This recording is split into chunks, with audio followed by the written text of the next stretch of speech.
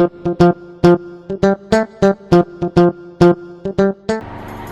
everyone, and welcome back to Tabletop Talks with Olive. I'm Olive, obviously. In our last edition, we spoke with Femi about Village War and how to play Village War. Today, on our new edition of TTT, we'll be looking at 10 tabletop games. So I'm going to be giving you all the gist about these games. Well, technically not all the gist, so that you're aroused enough to come find it yourselves. So we're going to be looking at 5 Nigerian games and 5 foreign games. So I'll start with Dansa.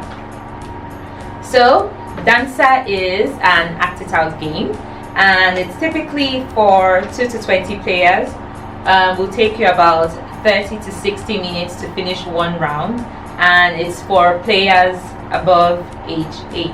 So it's suitable for young players and even old players. So Dansa gets you to act out your dancing skills. You get out a card, because in this box you have a couple of cards. So you get out a card and you have a team, and then you have to dance according to the instructions on the card. So for example, you see Makosa, and then there's a tiny description on one of the cards on how to dance Makosa. Your teammates have to guess what dance step you are boogieing to, and have to guess correctly that dance step, and that's how your team scores points. So it's up to you to dance properly, and also for your teammates to be trendy dance step knowers. So Dansa is or was designed by Yeside Oshuolale. So yes, Dansa, guys. Our next game is The Resistance. The Resistance was designed by Don Eskridge. Suitable for a team of, or for 5 to 10 players, and you typically finish one round in 30 minutes. Resistance, as my friend says, is a deduction game. Quite simply, in Resistance, you have people who are called the Resistance, who are against the government, and you have the spies who have been put in place by the government among the people to distract the Resistance from accomplishing their mission. Now, once there are spies, the Resistance cannot accomplish its mission, and there are spies at every point. So it's up to everyone who is playing to be able to find out who the spies are and stop the spies from, ruining the mission. If you want to find out more about what I just said, come play The Resistance. Our next game is the Battle of Adrica, sort of my favorite because of my history background. So imagine the Berlin Conference and the Scramble for Africa, but then here the Berlin Conference is the Brazilian Conference, and Africa is represented by Adrica. So imagine a Berlin Conference where the colonial masters could not come to an agreement on which colonial master was going to take what part of Africa as it was then, and meeting ended in some sort of chaos. So that's what happened here. So here, after the Berlin Conference did not go as planned, and colonial masters or the soldiers in this game could not come to an agreement on who was going to take what part of Adrica, all of them are now in some sort of frenzy and chaos, trying to battle each other out for the resources and the land in Adrica. You have some cards that give you points or things to play, and then you have to try to get as many plots of land and resources as you can in the Battle of Adrica. One round will typically take about 60 minutes, that is an hour, and is suitable for players above the age of 9. The Battle of Adrica was designed by Kenechukwu Ogwagu Kesi and was illustrated by Spoof Comics. Up next we have Yogi. So Yogi was designed by Behruz Bez Shariari. Yogi, as it says on the cover, is a hilarious game of twisted poses, and I'll explain. So in Yogi, you have cards, and the aim of the game is to try to twist you into very funny poses. but then also to get you to act out as many things as you can before you are in a position where you can no longer get any card or can no longer be twisted out. So for example, you could have a card say put your left pinky down, or make sure your head is touching the table, and before you know it, you're sort of twisted like a yogi and you can't move out of that. So yogi is suitable for players above the age of 8. A round will typically take 20 minutes and is suitable for players from 3 to 10, so that's like for 3 to 10 people. Up next we have Interstate. So Interstate helps you learn about Nigeria. You can get population estimates of each state, resources that can be found in a state, and typically other things that you want to find out about the states in Nigeria. So if you're having difficulty finding out which states are positioned well on the Nigerian map, so for example, if you do not know what state is at the northwest or in the north central or in the south, just all the geopolitical zones we have in Nigeria. Just in case you're wondering, we have 6 of them. So this game will help you figure out which state is located where on the Nigerian map, so that the next time someone asks you to point to Taraba, you know where Taraba is. Interstate was designed by Journi and is great for 2 to 12 players above the age of 8. One round will take you about 15 to 30 minutes.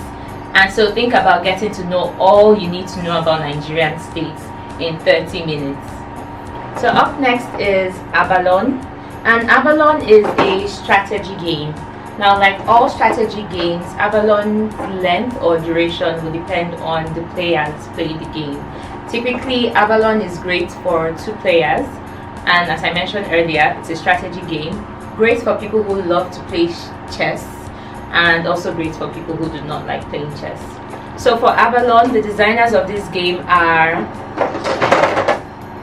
Laurent Levi and Michel Lalette. So Avalon is great for all ages, but if you know your child will probably swallow these balls which are in this game, then I think it's great for them to not be allowed to play.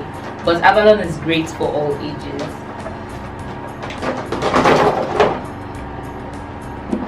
Next is Chiyawa. Chiyawa means grass, and that's like the Hausa word for grass. In Chiyawa, it's a dice rolling strategy game, and players try to feed their livestock with the grass on the card or the board in this game. So in Chiyawa, you can have 2 to 4 players.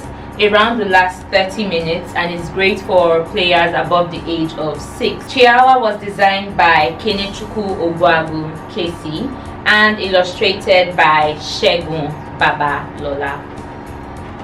So next is Catan, and Catan was designed by Klaus Tuber, was also illustrated by Michael Menzel.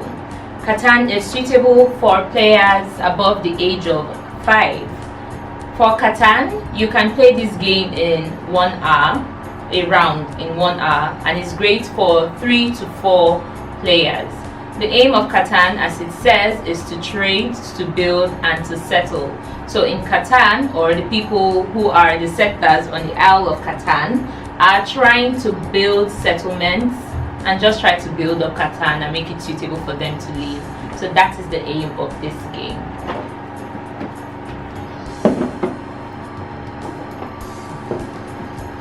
Our last Nigerian game, and probably my favorite, is Safe Journey. So as the name implies, you're on a journey, or as I might say, what you typically see on the Nigerian road. So you have other drivers who are the other players who are trying to get to the end of the road, which is the aim of the game, to try to get to the end of the road, and they're trying to distract you. So you will see other drivers on the road as you're trying to get to the end. You also see what you normally see on a Nigerian road. So you see security enforcement agents, you might find traders, and other things that you will see on the road normally. Safe Journey is great for people above the age of 12. You can play if you're in a group of 2 to 4, and it will take you 30 minutes to complete a round of Safe Journey. Safe Journey was designed by Kenechukwu Ogbuagu Kesi and was also illustrated by Spoof Media. And our last foreign game is Dixit. Dixit was designed by Jean-Louis Rubira and illustrated by Marie Cardwat. So Dixit is a storytelling game. The player picks a card, says a story that he or she can see based on the card that they are holding. Other players have their own cards and try to pick out a card that matches what the player has said on their card. Now other players get to vote for which card best represents the story that was told by the original player. Best vote wins. I mean, as with all games. Dixit is great for